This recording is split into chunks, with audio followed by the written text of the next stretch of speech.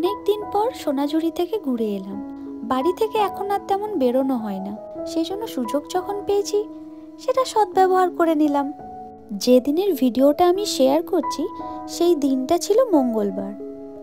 দেখছেন তো উইকডেজগুলোতে কত ফাঁকা ফাঁকা।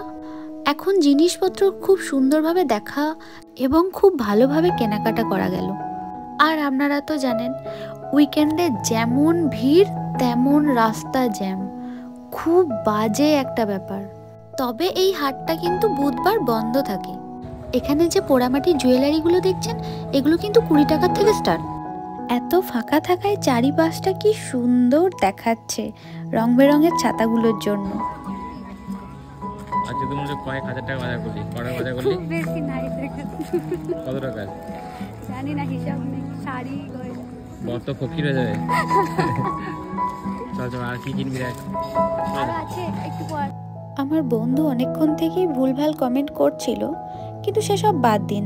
আপনারা বলুন এরকম ফাঁকা সোনাঝুরির হাট কেমন লাগলো জানাবেন কিন্তু। এখান থেকে কি কি নিলাম সেটা আমি পরের পার্টে দেখাবো।